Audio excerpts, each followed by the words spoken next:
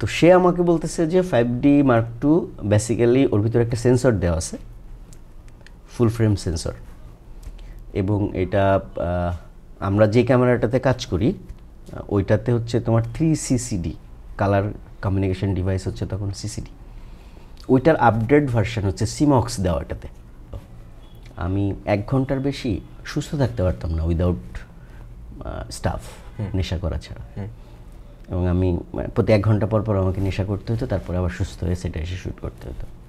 যেভাবে পড়ছি, যেভাবে জানছি অ্যাজ এ ডিপি আর সিনেমাটোগ্রাফার আর ডিওপি, আমি যখন একটা প্রজেক্টে অ্যাসাইন হই, এটার প্রি প্রোডাকশন থেকে পোস্ট প্রোডাকশন, বিশেষ করে কালার গ্রেডিং, এইটা মাস্ট বি অ্যাসাইনেড থাকতে হয় একজন সিনেমাটোগ্রাফার, একজন ডিপি। এই জন্যই আমি তোমাকে বলি তুমি ফাইটার।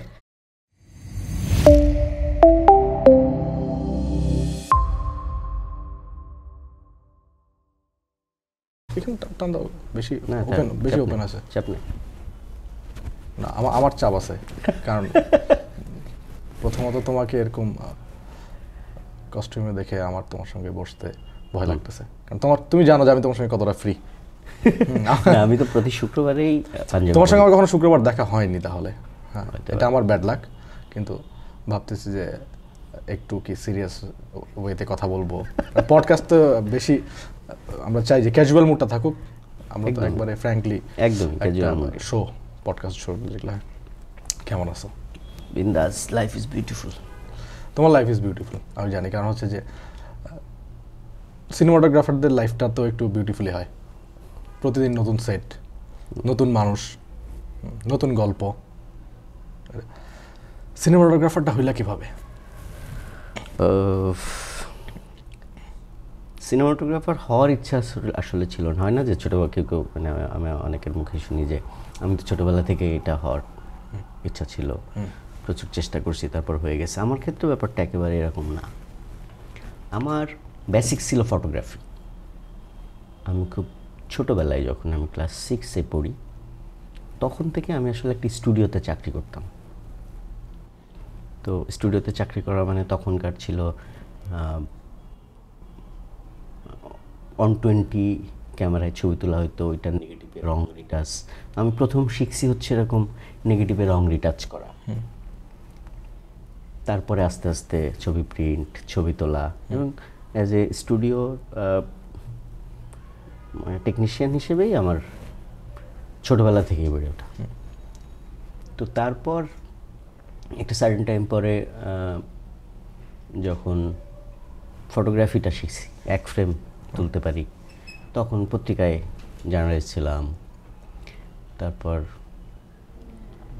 ভাগ্যান্বেষণে ঢাকা আসলাম, ঢাকা এসেও 1 ফ্রেমই তুলতাম। তারপর আমি আসলে পড়াশোনা করতে চলে গেলাম। তো ওইখানে যে সিনেমাটোগ্রাফি অ্যান্ড ফিল্ম মেকিং পড়ছি আমি অন্নপূর্ণাতে, পড়ার পরে যখন দেশে ফেরত আসছি, তখনও সিনেমাটোগ্রাফার হওয়ার ইচ্ছা ছিল না, যেহেতু ফটোগ্রাফিটা জানি, that's why cinematography and film making আমার সাবজেক্ট ছিল। তো দেশে আসার পরে যখন প্রফেশন কী হবে, সেই সময় আমার মামা, আমার ডিরেক্টর সাইফুল ইসলাম মান্নু, উনি হচ্ছে আমাকে কোনো না কোনো হাউজে অ্যাসিস্ট্যান্ট হিসেবে জয়েন করতে বলো, ক্যামেরা অ্যাসিস্ট্যান্ট, যেখানে অ্যাসিস্ট করলে আস্তে আস্তে ফিল্ম মেকারদের সাথে পরিচয় হবে, ফিল্ম মেকার কি ডিরেক্টরদের সাথে পরিচয় হবে, তারপর আমার আস্তে আস্তে ক্যামেরাম্যান হিসেবে নেবে। তো ওইটা আসলে আমি ঠিক মেনে নিতে পারি না যে আমি যদি কোনো একটা ক্যামেরা হাউজে এসে আবার অ্যাসিস্টই করি, তাহলে আমার তো পড়াশোনা করার দরকার ছিল না এই সাবজেক্টের উপরে। তো এটা বাদ দিয়ে আমি আসলে 1 ফ্রেমই তুলতাম ইন্ডাস্ট্রিতে, আমি অ্যাজ এ স্টিল ফটোগ্রাফার হিসাবেই ইন্ডাস্ট্রিতেও। বাট যেহেতু ফিল্ম মেকিংটা পড়ছি, মাথার মধ্যে তো ওটাও খুব নাড়াইতো। একটা সময় পরে প্রফেশন চেঞ্জ করে আমি অ্যাসিস্ট্যান্ট ডিরেক্টর হয়ে গেলাম। সামনে পড়ে মানে ফিল্ম বানাবো, দ্যাটস ওয়াই অ্যাসিস্ট্যান্সি করা। কত সালে এটা? 2002, 3, 4, 5 এ সময় আমি অ্যাসিস্ট্যান্ট ডিরেক্টর। আমি ফাল্গুনি আমাদের সাথে অ্যাসিস্ট করছি, আমজাদ আঙ্কেলের সাথে অ্যাসিস্ট করছি, আমজাদ হোসেন, এসা কলিকের সাথে অ্যাসিস্ট করছি, সাজ্জাদ সুমনের সাথে অ্যাসিস্ট করছি, মাসুম আজিজের সাথে অ্যাসিস্ট করছি, অনেকের সাথে আমি অ্যাজ অ্যাসিস্ট্যান্ট ডিরেক্টর হিসেবে কাজ করছি। তারপর একটা সময় ডিরেকশন শুরু করলাম। আমার প্রথম প্রোডাকশন ছিল মোশাররফ ভাই তিশাকে নিয়ে, ফুটো নামে একটা ঈদের নাটক। সেই সময় চ্যানেল ওয়ানে প্রচার হয়েছিল। তো এরপরে হচ্ছে ওই সময় আমার একটা 5D Mark II ক্যামেরা ছিল। তো আমার এক মানে এখনও ডিএসএলআরের জনক বলা হয় তাকে, ওনার নাম ফিলিপ ব্লুম। তো ওনার ব্লগে আমার বিভিন্ন ছবি টবি দিতাম। তো উনি আমাকে ইন্সপায়ার করতো যে তুই, তোর কাছে 5D Mark II আছে, এটা দিয়ে তুই শুধু স্টিল ছবি কেন তুলিস, ভিডিও কর। তো আমি বিভিন্ন ডিরেক্টরদের সাথে কথা বলতাম যে ভাই এটা দিয়ে কাজ করি। সবাই আমার বলতাম পাগল হয়ে গেছে, আমি স্টিল থেকে আসছি দেখা স্টিল ক্যামেরা দিয়ে ভিডিও করতে যাচ্ছি। তো সেই সময় আসলে সিনেমাটোগ্রাফিটা মানে ঠিক অন্যভাবে হয়েছে। আমাদের একজন ডিরেক্টর ছিল সাজ্জাদ সুমন, আমি এই লোকটার কাছে অনেক কৃতজ্ঞ। এই লোকটার সাথে আমি তার চিফ অ্যাসিস্ট্যান্ট ছিলাম। তো অ্যাজ এ চিফ অ্যাসিস্ট্যান্ট আমার প্রতি সে অনেক হ্যাপি ছিল। যতগুলো প্রোডাকশানই করছি সব কিছুই অ্যারেঞ্জমেন্ট থেকে শুরু করে, এখন যেরকম আমাদের এক্সিকিউটিভ প্রডিউসার, লাইন প্রডিউসার আলাদা আলাদা আছে, তখন আসলে চিফ অ্যাসিস্ট্যান্টরাই এই টোটাল ব্যাপারটা সামলাতো, তুমি নিজেও জানো। তো তুমি আমাকে কি বললো? তুমি? আচ্ছা তুই হ্যাঁ। তুই তো বললি। হ্যাঁ, না আমি এই টেবিলে বসে মনে হচ্ছে যে না, এই জন্য বললাম যে আমরা খুবই ক্যাজুয়াল মোডে। তো ওনার সাথে অ্যাসিস্ট করি আমি। তখন তার ডিপি হচ্ছে হৃদয় সরকার, তারপরে হচ্ছে অনুভব বিরজন। তো সেই সময় তার একটা প্রোডাকশন করব ঈদের 1 ঘন্টা, ওইটার স্ক্রিপ্ট নিয়ে প্রিপিএম করতেছি। এর মধ্যে আমি ঘোষণা দিলাম যে আমি ডিরেক্ট করব, সো আর অ্যাসিস্ট করব না। তো সাজাদ ভাই বলতেছে যে আর কয়েকটা দিন আমার সাথে থাকো, আমি খুব শীঘ্রই ফিল্ম বানাবো। যে কয়েকদিন এই প্রোডাকশানগুলো হাতে আসে তখন 2টা সিরিয়াল চলে রানিং, এনটিভিতে একটা, অন্য কোনো একটা চ্যানেল একটা। তো এই প্রোডাকশানগুলো অ্যাটলিস্ট করে দাও। আমি বলছি না, আমার তো আপনাকে বলছিলাম যে এত তারিখে আমি অফ করব, আমি ডিরেকশন দেব। তো বলছে তুমি থাকলে যেটা হয় যে আমার কোনো টেনশন থাকে না, এইটা মানে অ্যাজ এ ডিরেক্টর যে কোন লেভেলের হেল্পফুল তোমার বুঝাইতে পারবো না, তো তুমি আরও কয়েকটা দিন থাকো আমার সাথে। তো তখন কী হয়েছে জানি না, ওনারা বলছে তাহলে কাজ করেন, আপনার নেক্সট 1 ঘন্টা নাটক, এটাতে আমি সিনেমাটোগ্রাফি করব, ক্যামেরা চালাবো। আর আমি যদি এটাতে ক্যামেরা চালাই, আমি অ্যাসিস্ট্যান্ট হিসেবে আপনাকে যেই কাজগুলো করে দিতাম এটা আমি ফ্রি করে দেবো। উনি হঠাৎ করে মানে কী কও, এটা তুমি পাগল হয়ে গেছো?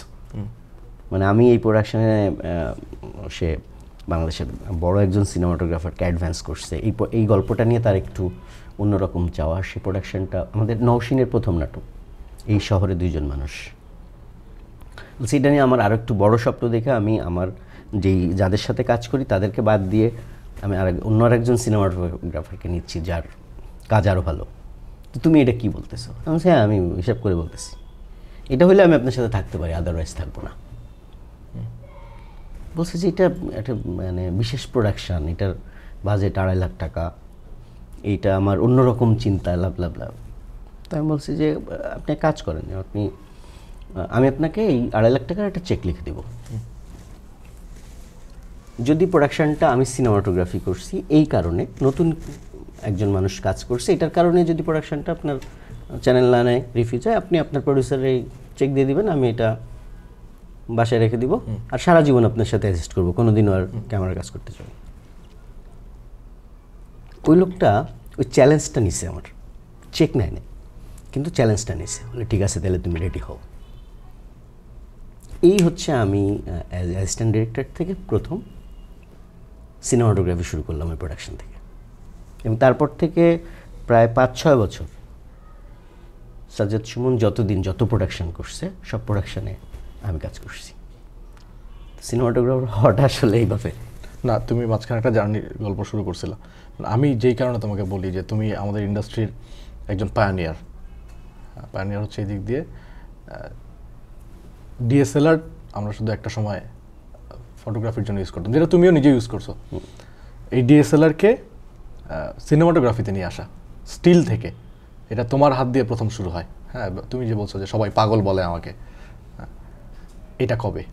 আর তোমার কেন মনে হলো যে তখন তো তোমার এইচডি ক্যামেরা সম্ভবত, তাই তো? তখন এইচডিবি ক্যামেরা, তো ওইখান থেকে কেন তোমার মনে হলো যে এটা দিয়ে কাজ করা যাইতে পারে? এইটা তো অলরেডি বলে ফেলছি। এটা যেটা হয়েছে যে আমাদের একটা গ্রুপ ছিল ফ্লিকারে ফটোগ্রাফারদের, সেই সময় ফ্লিকার খুব জনপ্রিয় ছিল ফটোগ্রাফারদের জন্য। ফ্লিকারে একটা গ্রুপ ছিল বাংলাদেশি ফটোগ্রাফার্স, যেখানে প্রচুর বাংলাদেশি ফটোগ্রাফাররা ওটার সাথে ইনভলভ, এবং এখন যেরকম ফেসবুক এরকম শুধু ফটোগ্রাফাররা এখানে প্রতিদিন তাদের তোলা বিভিন্ন ছবি দিত। তো সেই সময় আমার কাছে যে 5D Mark II ক্যামেরাটা, এই ক্যামেরাটা এইটা দিয়ে ছবি তুলে দিতাম এবং ওই ইনফরমেশন দেওয়া হতো। তো ওইখানে হচ্ছে ফিলিপ ব্লুম নামে একজন ডিওপি, এবং তাকে স্টিল ডিএসএলআরের জনক বলা হয়। তো সেই প্রথম শুরু করছে। তো সে আমাকে বলতেছে যে 5D Mark II বেসিক্যালি ওর ভিতরে একটা সেন্সর দেওয়া আছে, ফুল ফ্রেম সেন্সর, এবং এটা আমরা যে ক্যামেরাটাতে কাজ করি ওইটাতে হচ্ছে তোমার 3CCD কালার কমিউনিকেশন ডিভাইস হচ্ছে তখন CCD, ওইটার আপডেট ভার্সন হচ্ছে সিমক্স দেওয়া এটাতে, টেকনিক্যাল স্পেসিফিকেশন যেটা। তো বলছে এইটা দিয়ে তুমি যে ক্যামেরাটাতে শ্যুট করতেছো তার চেয়ে এইটার ভিডিও অনেক বেশি ভালো হবে, ফিল্মেটিক হবে, তুমি এটা কেন করতেছো না? তো তখন আমি সাজ্জাদ সুমনের প্রথম বলি, তারপর বেশ কয়েকজন ডিরেক্টরে বলছি, তারা ওই একই কথা মানে ওইটাই বলা শুরু করলো, পাগল হয়ে গেছে, স্টিল ক্যামেরা দেখে আপনি ভিডিও হবে। তখনও ক্যানন এইটা যে ভিডিও ক্যামেরা, এইটা ভিডিও ক্যামেরা হিসাবে ওরা মার্কেটে ছাড়ে নাই, ওটা স্টিল ক্যামেরাই। কিন্তু ওদের একটা সামনে একটা আসতেছে, সেটা হচ্ছে 7D, যেটা পৃথিবীর মানে এই ক্যাননের প্রথম ডিএসএলআর ফিল্ম ক্যাম, যেটা সিনেমাটোগ্রাফির জন্য যে ক্যামেরাটা। তো 7D করার আগে ওরা ওই সেন্সরটা টেস্ট হিসাবে 5D Mark II তে দিছে। তো তখন হচ্ছে আমার বন্ধু MR হাসান, ওর কাছ থেকে লেন্স ক্যামেরা, আমাদের আর একটা ভাই আছে স্টিল এখনও সে লেন্স ভাড়া দেয়, মাহাতাব ভাইয়ের কাছ থেকে লেন্স, কিন্তু ওটাতে অডিও ভালো ইনপুট ছিল না। তো ওটা দিয়ে আমি শ্যুট করে প্যানেলে নিয়ে যে দেখলাম যে অনেক ভালো রেজাল্ট। তখন হচ্ছে আমাদের একটা ছিল এডিটর কালারিস্ট ছিল যোগী মোশনের সাদি, বন্ধু মানুষ, সাদির ওখানে নিয়ে যে এটার গ্রেডিং করে কালার টালার দেখলাম, গ্রেডিং করে দেখলাম। তখন হচ্ছে আমি ফুললি ডিটারমাইন্ড যে এইটা দিয়ে আসলে যেই এখন যে সিনেমাটোগ্রাফি হচ্ছে যেই কোয়ালিটির, তার চেয়ে বেটার কোয়ালিটির কাজ করা সম্ভব, সেটা আমি করব। তো যখন ফাইনালি কোনো ডিরেক্টরকে রাজি করাইতে পারলাম না, তখন আমি নিজে একটা প্রোডাকশন ডিরেক্ট করলাম। এটার নাম ছিল শরীরী অশরীরী। তারিন আপা ছিলেন তখন, তুমি অলরেডি তো ডিরেকশনে চলে আসছো। হ্যাঁ, তারিন আপা হচ্ছে কাস্টিং, আজাদ আবুল কালাম কাস্টিং, বর্দা মিটু কাস্টিং। তো তখন ওই ক্যামেরা 5D Mark II দিয়ে শ্যুট করতেছি, পাশাপাশি আমি হচ্ছে এই Z7 বা এরকম কোনো একটা এইচডিবি ক্যামেরা ছিল, যেটা দিয়ে ভালো প্রোডাকশানগুলো আমাদের শ্যুট হতো, টিভি প্রোডাকশানগুলো। তো ওই ক্যামেরাটা রাখছি হচ্ছে এটার অডিও নেওয়ার জন্যে, কারণ ওটাতে অডিও ভালো হয় না, এটাতে আলাদা করে অডিও নিব এবং এটা দিয়ে বিহাইন্ড দ্য সিনও শ্যুট হবে। আমার মনে আছে যে আমরা একটা সিন সিকোয়েন্স শ্যুট করছিলাম গাজীপুর ন্যাশনাল পার্কের একটা লেক আছে, লেকটা হচ্ছে কি বলে ওটাকে, শাপলা ফোটে ওখানে। ওই জায়গায় আমরা অনেক দিন আগে শাপলা ইমপ্লিমেন্ট করছি, এটা যখন ফুটছে তখন একটা হোল নাইট ওখানে আমরা একটা দৃশ্য ধারণ করছি সারা রাত ওটার মধ্যে। রায়হান খান, তারপরে আরও অনেক আমার যারা মানে ভালোবাসে এইসব ভাইয়েরা আমাকে বলছে, তুই পাগল হয়ে গেছস, তুই এইটা দিয়ে কেন, তোর কাছে তো এর চেয়ে ভালো ক্যামেরা তোর সেটাই আছে, তুই এটা দিয়ে কেন ভিডিও করতেছিস? পাভেল ভাই বিশেষ করে লেগে গেছে, পাগল হয়ে গেছে, মানে এত সুন্দর এই ক্যামেরা দিয়ে সবচেয়ে বেস্ট কাজ এখন শ্যুট হচ্ছে টিভি প্রোডাকশন, এইটা বাদ দিয়ে তুমি কেন এইটা দিয়ে করতেছে? আমি বলছি চল দেখি না কী হয়। তো ওইটা আসলে আমার এক্সপেরিমেন্ট ছিল। আমি ওইটা স্টেডিয়ামে তুলে দেখছি ঠিকঠাক অপারেট করতে পারি কিনা। আমি ওইটাতে ওই প্রোডাকশানে ক্রেনের একটা শট রাখছি যে ক্রেনে অপারেট করতে আমার সমস্যা হবে কিনা, এইটা ট্রলিতে প্রবলেম হবে কিনা, এইটাতে বিদ্যুৎ চমকাইলে কীরকম ইফেক্ট হবে, বৃষ্টি হইলে কী, সব ধরনের এক্সপেরিমেন্ট সহ ওই প্রোডাকশানটা আমি করি। এবং ওই প্রোডাকশানটার যখন এডিট করি, ওইটার অডিও আর এটা মিলায় যখন এডিট শেষ হয়, এই প্রোডাকশানটা যারাই দেখছে তারা ওয়াও বলছে। মনে হয়েছে সে সময় 35-এর সবচেয়ে মানে ফিল্মেটিক টোনটা আমরা 35-এর টিভিসি ফিল্মগুলোতে দেখতাম। সবাই হচ্ছে যে 35-এ শ্যুট করা কিনা এরকম বলতো আমাকে। ওই প্রোডাকশানটা দেশ টিভিতে অন এয়ার গেছে। দেশ টিভিও যখন এটা দেখে, রবিউল ভাই বলছে যে মানে ইমেজ কোয়ালিটিটাই নতুন। তো আমি তো সাহস পেয়ে গেলাম। তারপর তো দীর্ঘদিন এটা দিয়ে কাজ করছি এবং এই টাইমটাতে আমার সিনেমাটোগ্রাফির এটা গ্রো করছে। কারণ তো বাঙালি তো আসলে মাল খুব কম দেখে, ভাব দেখে। তো ওই ভাবটা আমি ওই সময় নিছি যে আমি লেন্স ক্যামেরা ছাড়া কাজ করি না। এবং সেই সময় অনেক ডিরেক্টর আমাকে শুধুমাত্র এই ডিএসএলআরের জন্যেই আমাকে নিত, যে ডিএসএলআরে কাজ করবো এটার কারণে। এর মধ্যে দীপনের একটা প্রোডাকশন করছিলাম। তারপরে হচ্ছে আপন হাসান, এরকম অনেকেই তখন এই ডিএসএলআরের উপরে ঝুঁকলো। তারপরে তো আস্তে আস্তে মানে ডিএসএলআরই মার্কেটটা দখল করে ফেললো। আমার কাছে মনে হয় যে মানে তোমার এই থটসটা, হ্যাঁ, যে একটা এক্সপেরিমেন্ট করে দেখি, এক্সপেরিমেন্ট একটা রেভুলেশন হয়ে গেছে, ক্যামেরা আপগ্রেডের একটা রেভুলেশন হয়ে গেছে। যে এইচডিবি থেকে, কারণ আমরা জানি এইচডিবির ফুটেজ কোয়ালিটি কী, আর যখন আমরা হচ্ছে তোমার ডিএসএলআর আসতেছি, এটা ফুটেজ কোয়ালিটি কি আমরা এখন এটাও জানি। তো আমার এখন মনে হয় যে এই জায়গা থেকে আজকে থেকে তুমি এটা প্রায় 15 বছর আগে, হয়তো 15 বছর বা আরও বেশি হবে, 16-17 বছর, এইটা একটা রেভুলেশন ছিল যেটা তোমার হাত দিয়ে হয়েছে। তখন অনেকেই মানে প্রথম এই রিস্কটা অন্য কেউ নেয়নি, রিস্কটা তুমি নিছো, তোমার নিজের প্রজেক্টে নিছো। কিন্তু এই প্রজেক্টটা তোমার একটা রেভুলেশন হয় আমাদের ইন্ডাস্ট্রিতে। ডিএসএলআর এর জনপ্রিয়তা বাড়া দিছে এবং ডিএসএলআর হচ্ছে ছোট ক্যামেরা, হ্যাঁ, ইজিলি এটাকে ম্যানেজ করা যায়, হ্যাঁ, ইজিলি সব কিছু হ্যান্ডি করা যায়, ফুটেজ কোয়ালিটি ভালো, আউটপুট কোয়ালিটি ভালো। এই জন্য মানে আমি জানতাম না, এই গল্পটা জানতাম না। তোমাকে পায়োনিয়ার বলি, আমি নিজেও জানি যে এটা তুমি, তোমার অ্যাসিস্ট্যান্ট পরে যতজন আসছে সবাই জানে, ইন্ডাস্ট্রির মোটামুটি সবাই জানে, যারা জানে না আমি তাদেরকে জানাই। তুমি আমার ভাই, হ্যাঁ। আমার কথা হচ্ছে আমি বলতে চাই আমার আশেপাশে যারা আছে তাদের ভালো দিক যেগুলো, এগুলো আমি বলতে চাই, হ্যাঁ। রনের এই ব্যাপারটা আছে। তারপরে জেনারেটর, তারপরে হচ্ছে শুরু হয়ে গেল তোমার ডিএসএলআর। পর আস্তে আস্তে ঢুকে গেল অনেকগুলা মানুষ, মানে হাউসগুলাই প্রফেশনালি ডিএসএলআর আনা শুরু করলো। কিন্তু তখনও আমি খুব গ্রেটফুল অনেকগুলা সিনেমাটোগ্রাফারদের কাছে, যারা মানে ওই সময় বিভিন্ন প্রবলেম ক্রিয়েট হতো। হঠাৎ করে ডিএসএলআরে যেটা হয়, শাটার অ্যাঙ্গেল না মিললে ফ্লিকার দেয়, হ্যান হয় ত্যান হয়, কোনো জায়গায় হচ্ছে মোশন ব্লার হয়। তো এইসব জায়গাগুলোর জন্য আমাকে নিয়মিত যারা যে সময় কাজে প্রবলেমে পড়তো আমারে ফোন দিত। তো আমি হয়তো ওইটা জানতামও না, কিন্তু আমি সাথে সাথে আমি যে ব্লগগুলোতে ইনভলভ, ফিলিপ ব্লুমের ব্লগ, বিভিন্ন জায়গায় আমি সেই জায়গায় সেম প্রশ্নগুলো কপি পেস্ট করতাম। তো আমারও অনেক কিছু জানা হয়ে যেত এবং এইটা আমি স্টিল এখনও এনজয় করি। শুধু 5D Mark II না, আমি ড্রোন বাংলাদেশে প্রথম আমি নিয়ে এসেছিলাম। এবং মানে আমার যেটা একটা অভ্যাস আছে সেটা হচ্ছে যে আমি বিভিন্ন ফেয়ারগুলা, বিশেষ করে সিঙ্গাপুরের ব্রডকাস্ট ফেয়ার, এখানে আমি নিয়মিত যাওয়ার চেষ্টা করি। এবং আগামী 1-2 বছর পরে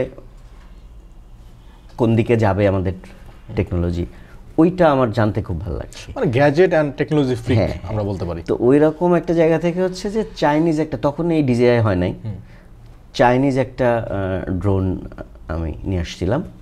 ওইটা বেসিক্যালি 6টা পাখার এবং মানে হোমমেড টাইপ ব্যাপারটা। ওটার উপরে একটা ব্রেন আছে, ওইটার নিচে গোপ্রো হিরো 1, মানে প্রথম অ্যাকশন ক্যাম।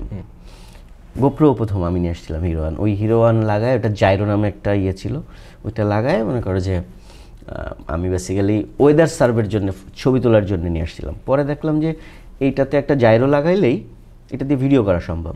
এবং ওই সময় প্রায় 50-60 হাজার টাকা একটা 2 সিটার কপ্টারের ভাড়া আমরা এলিয়ার ফিল্মিং করার জন্যে যখন এটা ইউজ করি, এবং সেটা খুবই ঝামেলারও। বাট সেই জায়গায় যদি একটা ড্রোন হয়ে যায়, এবং এটা সামনে হবে, অলরেডি আমি ফেয়ারে দেখে আসছি অনেকগুলা প্রোডাকশন অলরেডি বড় বড় কপ্টার বানানো শুরু করছে। তো ওইটা আনছি, ওইটা দিয়ে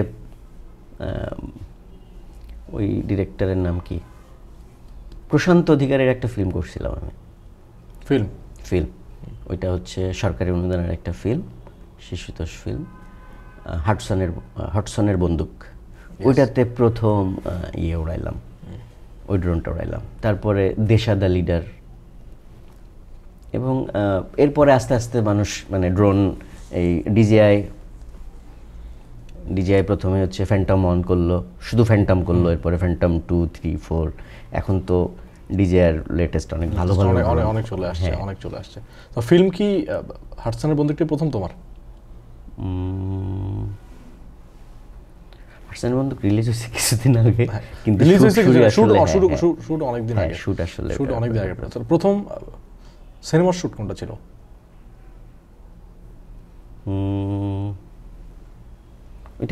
ওইটা ছিল হচ্ছে রবি এবং সাদির জয়েন্ট ডিরেকশনে একটা ফিল্ম ছিল, জাল। রিলিজ হয় নাই, ওইটা ছিল আমার প্রথম ফিল্ম শুট। তারপরে আশিস খন্দকারের একটা ফিল্ম করছিলাম, তার কোনো নাম নেই, ওই ডিজিটাল।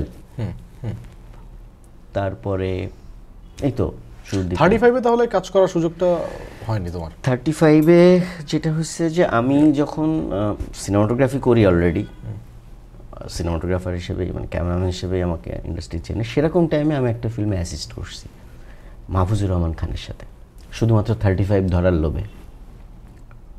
হৃদয় ভাঙা ঢেউ নামে একটা ফিল্মের শ্যুট করছিলাম আমি, ক্যামেরা অপারেট করছি ভাইয়ের সাথে, ওইটাতে অ্যাসিস্ট করছি 35-এর জন্য। 35-এ আসলে আমি কোনো ফিল্ম শ্যুট করি নাই, টিভিসি শ্যুট করছি। খারাপ লাগে এই জন্য?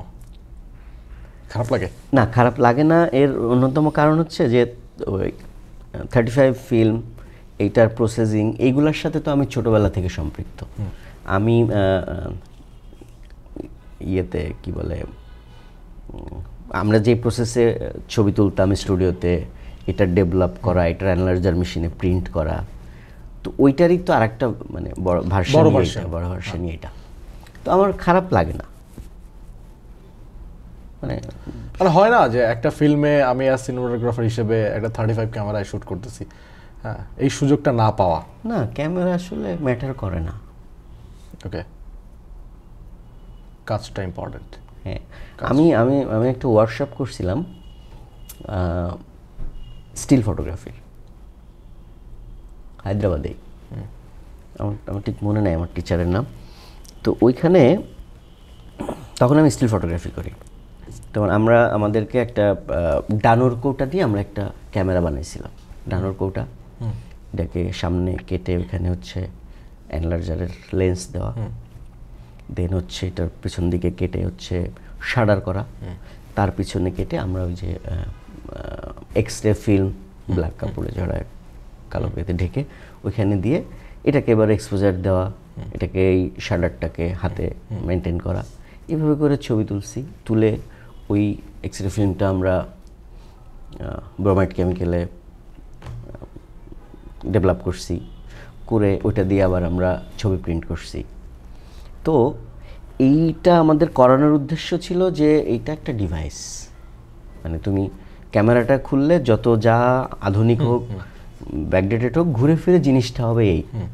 তো এইটা, হ্যাঁ, এটার লেন্স কোয়ালিটি কি এটা ভেরি করে, এইটা এক্সপোজ হচ্ছে কিসে, এটা ফিল্মে না, এটাও ফ্যাক্ট। কিন্তু দিন শেষে তো ওইটা কে অপারেট করতেছে, কার দৃষ্টি দিয়ে এটা দেখতেছি, ওই ভাবনাটাই তো আসলে আসল।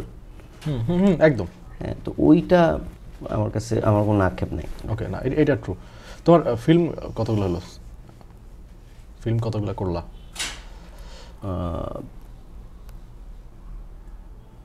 খুব বেশি না, 10-12টা মতো, 10-12টা। রিলিজ অ্যান্ড আনরিলিজড মিলে? আনরিলিজডই বেশি, রিলিজ খুবই কম ফিল্ম আমার।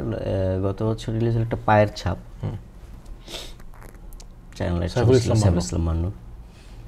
এর আগে রিলিজ হইল চিরঞ্জীব মুজিব। এটা সলো তোমার? হ্যাঁ।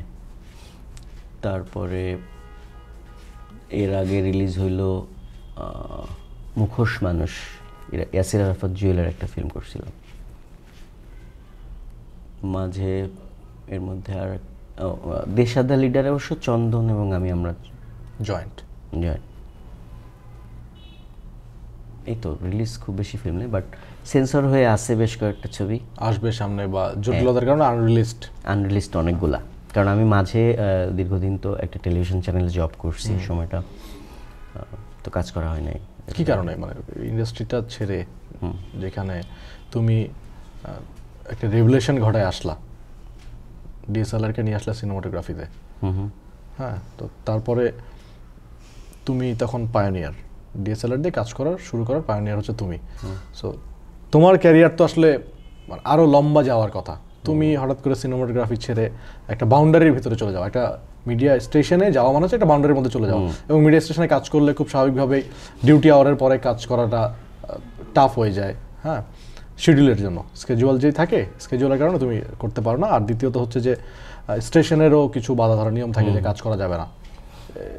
এই ডিসিশনটা কেন, বা এই ডিসিশনটাকে তোমার কি মনে হয় না যে তোমার ক্যারিয়ারে একটা ওয়াল তৈরি করে দিছে? মানে হ্যাঁ, সেটা হয়েছে, বাট এটা আসলে আমি জানি যে আমি সঠিক ডিসিশন নিয়েছিলাম ওই সময়।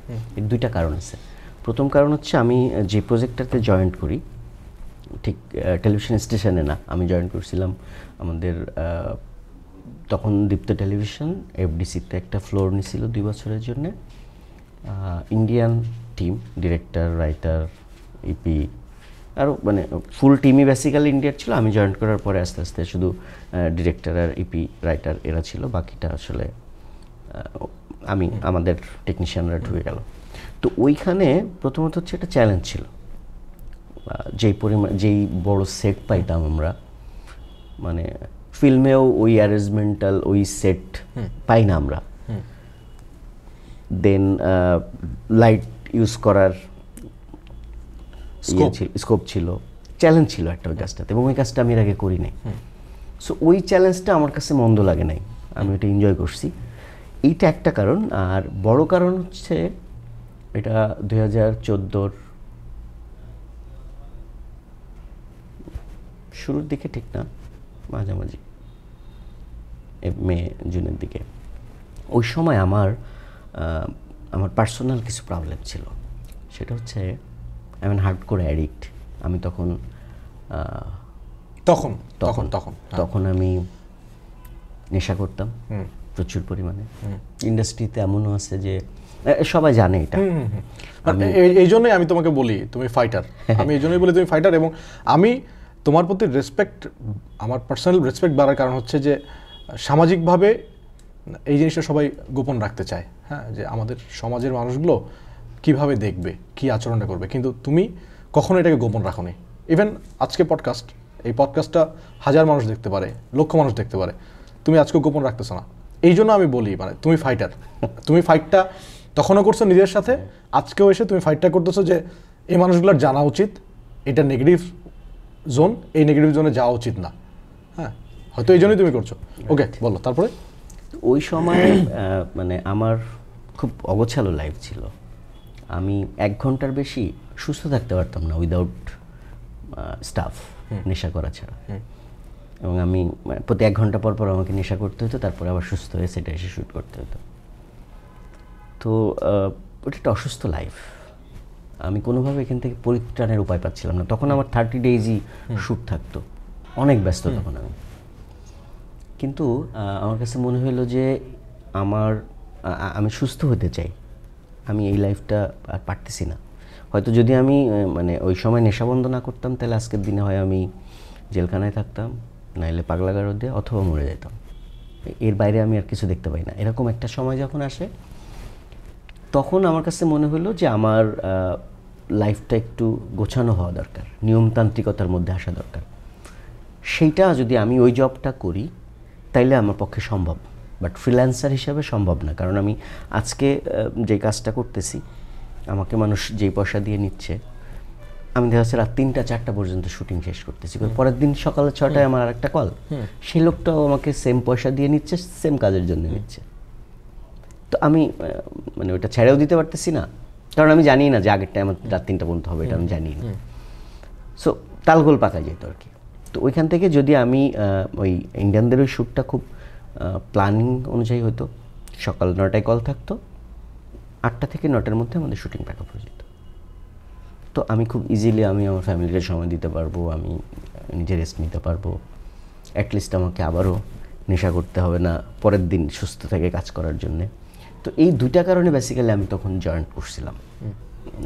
দীপ্ত টিভির আরও 2টা সেট হলো আশুলিয়াতে, দীপ্ত টিভির ভিতরে আরও 2টা সেট হলো। এই সেটগুলোতে লাইট ডিজাইন, নতুন সিরিয়ালের ওপেনিংয়ের ক্যামেরা অপারেশান, এই সব কিছুই আমি বিল্ড করছি। তো তখনও ওই চ্যালেঞ্জটা ছিল, এনজয় করতাম, এবং মাসে মাসে খুব ভালো একটা স্যালারি, সব কিছু মিলায় আর ছাড়তে পারি না আর কি, অনেকদিন জবটা করতে হয়েছে। না কিন্তু হচ্ছে যে দীপ্ত টিভিতে আসার আগে এই যে স্টাফ নেওয়ার যে ব্যাপারটা, স্টাফ নেওয়ার ব্যাপারটাতে তুমি কবে জড়াইলা? এটা আসলে আমি আগে বুঝতাম না, এখন বুঝি যে এই অ্যাডিকশান আসলে একটা ডিজিজ, এটা একটা রোগ। আমাদের সমাজের এটা প্রবলেম বলবো কি না জানি না, ম্যাক্সিমাম বাবা মা বা মানে ফ্যামিলি মেম্বার বা যে অ্যাডিক্ট সে নিজেও হয়তো জানে না যে এটা তার রোগ। যে এটাকে রোগ হিসাবে আইডেন্টিফাই করতে পারে না, ওইটাকে কিভাবে কিওর করবে? তো আমি আসলে বাই ডিফল্ট অ্যাডিকশান একটা এই ডিজিজে আক্রান্ত আমি। তো আমি নিজে থেকে অনেকবার চেষ্টা করছি, বহুভাবে চেষ্টা করছি, হয় নাই। বেশ কিছুদিন ড্রাগ ফ্রি থাকি, তারপরে আবার আসলে শুরু হয়। এর একমাত্র কারণ আমি তো আসলে ওই রোগে আক্রান্ত, এটা তো আমার রোগ। তো আমি খুব লাকি, আমি একটা ইন্টারন্যাশনাল একটা সংগঠনের সন্ধান পাই অন্য আরেকজন এক্স অ্যাডিক্টেড দ্বারা, এবং ওইটার ওয়েবসাইট দেখার পরে 12 স্টেপ প্রোগ্রাম, আমি ডিরেক্ট নামটা বলতে পারতেছি না, কারণ নামটা 12 স্টেপ প্রোগ্রাম বললেই পৃথিবীর সবাই জানে আসলে। না আমরা যদি বলা যায় আমাদের ইয়ে করতে কোনো সমস্যা নাই, তোমাদের দিক থেকে যদি মানে অ্যানোনিমিটি হচ্ছে ওটা 12 স্টেপ প্রোগ্রাম, ঠিক সেরকম 12টা ধাপ যেরকম আমরা চর্চা করি নিয়মিত সুস্থ থাকার জন্য, ঠিক সেরকম ওটার 12টা আছে, তোমার ঐতিহ্য আছে, ট্রেডিশন।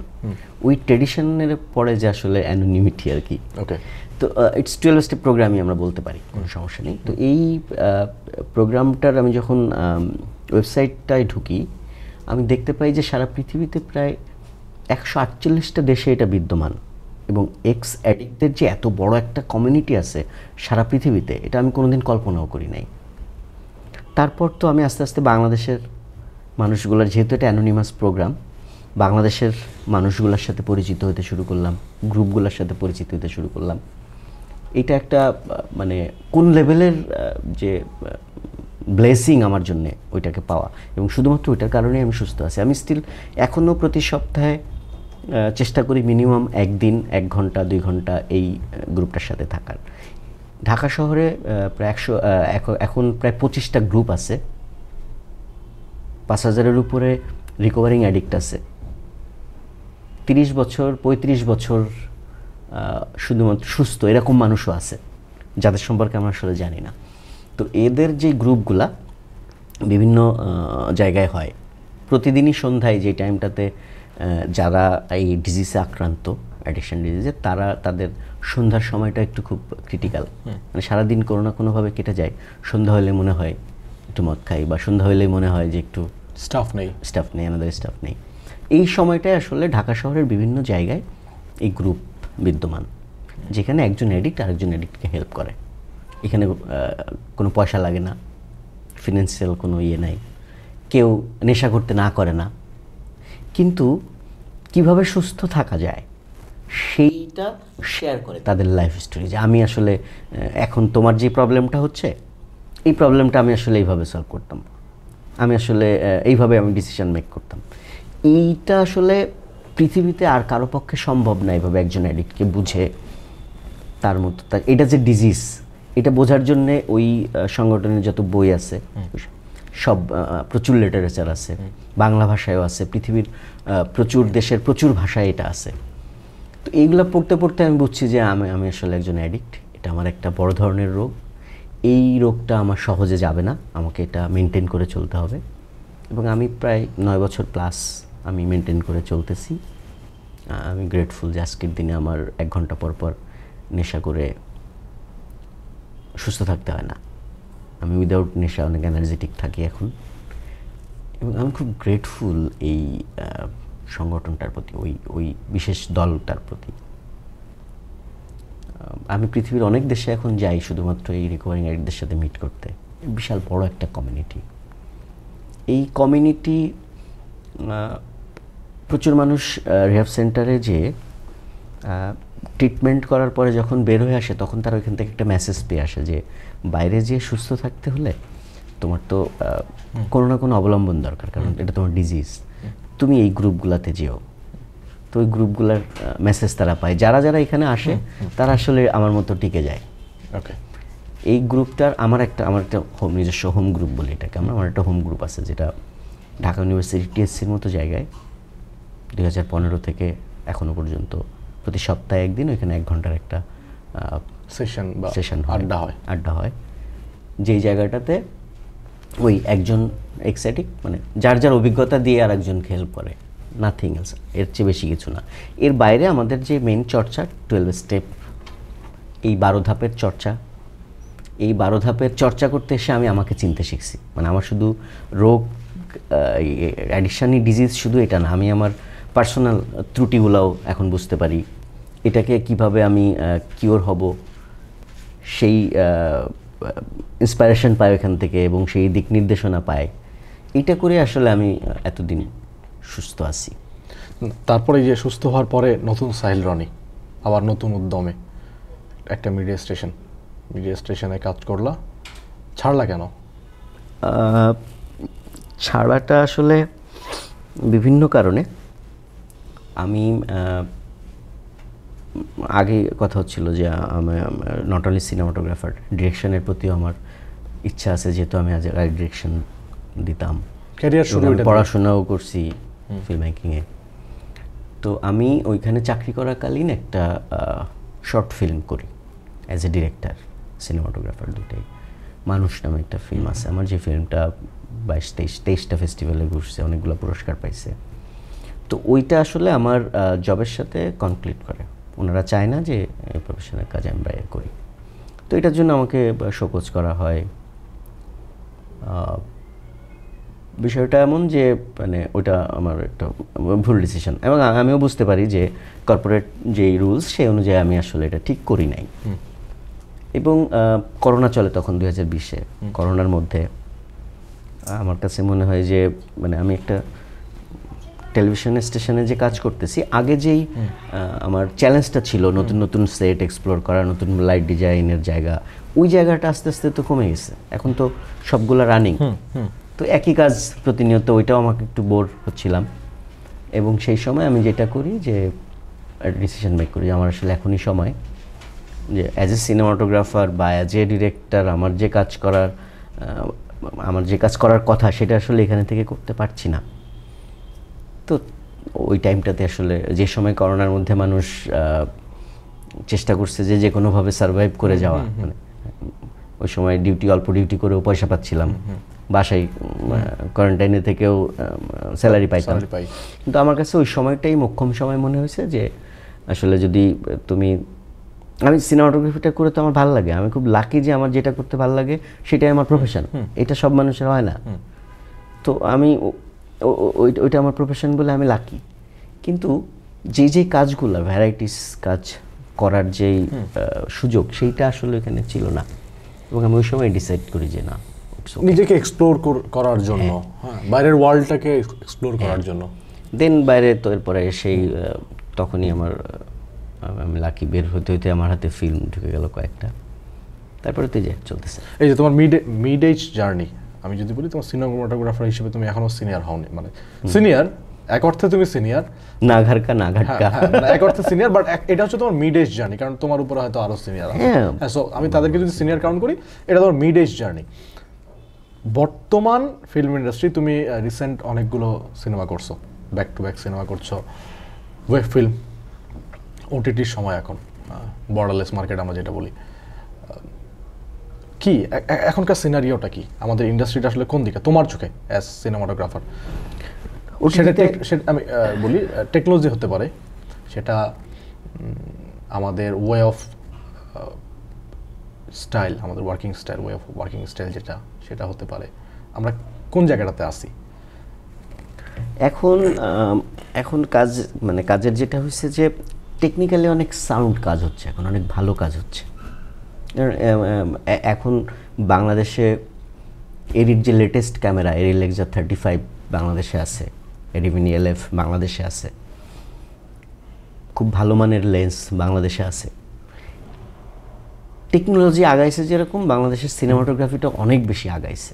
এখন অনেক দুর্দান্ত ভিজুয়াল দেখা যায়, সুন্দর সুন্দর ভিজুয়াল দেখা যায়।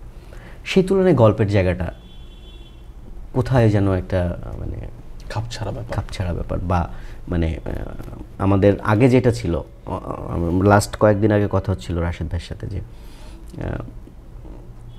গল্পের যে জায়গাটা আমাদের অনেক নাটকে আমরা অনেক ফিল্মের চেয়ে ভালো গল্প দেখে ফেলছি, ভালো প্রোডাকশন দেখে ফেলছি। একটা সময় আমাদের টিভি নাটকগুলো এমন ছিল, সেইটা নাই, সেই গল্পগুলো আর নাই। বাট টেকনিক্যালি এখন অনেক রিচ, গুড প্রোডাকশান হচ্ছে। ওটিটির কাজগুলো হওয়াতে এটা আরও সিস্টেমেটিক কাজ হচ্ছে, কিন্তু গল্পটা না সেই আমাদের সেই গল্পগুলা ওটিটিতে ওইভাবে ওটিটিতে নাই, ফিল্মে এখন তো হচ্ছে। আমি লাস্ট দেয়ালের দেশ নামে একটা ফিল্ম করলাম, তুই নিজেও জানোস, তুই ছিলি, আমি নিজে ছিলাম। হ্যাঁ, দুর্দান্ত একটা গল্প, দুর্দান্ত গল্প, অসাধারণ। আমার আরও 2টা ফিল্ম, গাংকুমারী নামে একটা ফিল্ম করতেছি আমরা অনেকদিন ধরে, ওটা সরকারি অনুদানের, ওটা সুনামগঞ্জে শ্যুট করতেছিলাম দূরে। সাধন আহমেদের লেখা, ফজলুল কবির তুহিন ডিরেক্টর, দুর্দান্ত একটা গল্প। তারপরে আমার একটা রিসেন্ট সেন্সর হলো একটা ফিল্ম, খুব শীঘ্রই হয়তো রিলিজ হবে, বিল ডাকিনি, মোশাররফ ভাই এবং কলকাতার পার্নো মিত্র অ্যাক্টিং করছে, খুব সুন্দর গল্প।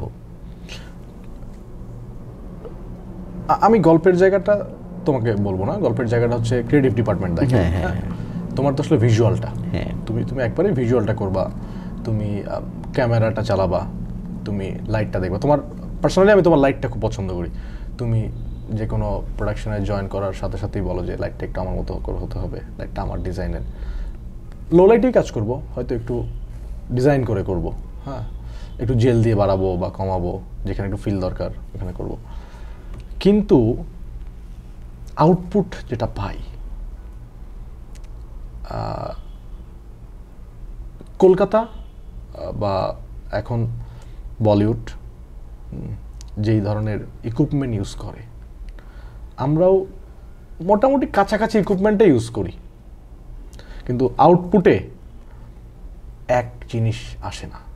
ওদের যে আউটপুট, আমাদের যে আউটপুট, এটার মধ্যে অনেক পার্থক্য। মানে ওদেরটা সিনেমাটিক যে ব্যাপারটা, এই সিনেমাটিক ব্যাপারটা আমাদের ফিল্মে আসে না। তুমি কি মানে তুমি কি মনে করো এটা কারণ কি? এটা তো গল্পের কারণে না, না এটা গল্পের কারণে, এটা তো তুমি শুট করতেছো। হ্যাঁ, এটা হচ্ছে আমাদের তো দক্ষ টেকনিশিয়ান আছে, কিন্তু শিক্ষিত টেকনিশিয়ানের অভাব আছে, যারা এই ফিল্ডে কাজ করতেছে। এই বিষয়ের স্কুলিংয়ের কোনো সুযোগ আমার দেশে নাই। সো খুব স্বাভাবিকভাবে একটা জেনারেশন গ্যাপ থাকবে আউটপুটের ক্ষেত্রে। সেকেন্ড হচ্ছে আমাদের পোস্ট প্রোডাকশন এখনও অনেক দুর্বল। ধরো আমরা এরি ক্যামেরায় শ্যুট করতেছি, এরি 35-এ শ্যুট করতেছি, সিগনেচার প্রাইম আর সুপ্রিম প্রাইম গুড লেন্সিংয়ে শ্যুট করতেছি, আমরা লাইটও পাচ্ছি, মোটামুটি ভালো ধরনের লাইট। কিন্তু দিন শেষে এই যে মানে এরি রতে শ্যুট হওয়া একটা ইমেজ, এটা তো কাঁচা, এটা ডিআইটা একটা বড় ভূমিকা রাখে লুক অ্যান্ড ফিলের জন্য। সেই জায়গাটা হাতে গোনা 2-1 কালারিস্ট ছাড়া আসলে আমাদের ডিআই করার পিপল নাই। তো জেনারেলি একটা কি বলে একটা শেড উপরে কালার ফেলে দেয়, হ্যাঁ কালার ফেলে দেয়, হ্যাঁ। সো ওইটা যে প্রোডাকশনটা ইন্ডিয়ায় যে বা অন্য কোথাও যে ইয়ে হচ্ছে গ্রেড হচ্ছে, সেটার লুক অ্যান্ড ফিল আবার তোমার কাছে ঠিক লাগবে, তোর কাছে ভালো লাগবে এটা। যেমন সুড়ঙ্গ লাস্ট, হ্যাঁ দুর্দান্ত দুর্দান্ত। এবং ডিআই এটা একটা মেজর ফ্যাক্ট।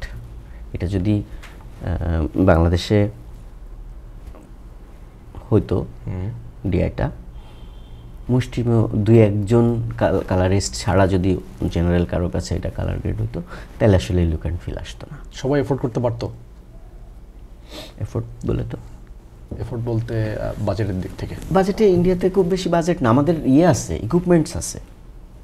এফডিসিতেই খুব মানে DaVinci resolve, proper colour grade, proper panel আছে, কিন্তু ইয়ে নাই। এফডিসিতে কাজটা করা তো আমার জন্য কঠিন, আমাকে অনেকগুলো প্রসেসের মধ্যে দিয়ে হয়তো যেতে হবে। দ্বিতীয়ত টেকনিশিয়ান, ওইটাই এটাই বলতেছি যে এফডিসির বাইরেও তো আমার অপশন আছে এখন, হ্যাঁ, এই মুহূর্তে এফডিসির বাইরে অপশন আছে, হ্যাঁ, কিন্তু সেই অপশনে যখন আমি ট্রাই করি, আমার তো আউটপুটটা সব সময় যে ভালো আসে, বা দুইজনের আউটপুট হয়তো ভালো, কিন্তু একটা ইন্ডাস্ট্রি দুইজনের উপর ভর করে কতদিন পরে আসলে আমি একটা ভালো ইন্ডাস্ট্রিতে পৌঁছাবো। এটার আরও একটা কারণ ইয়ে আছে বলি আমি, মানে জানি না কে কীভাবে নিবে এটাকে। সেটা হচ্ছে আমি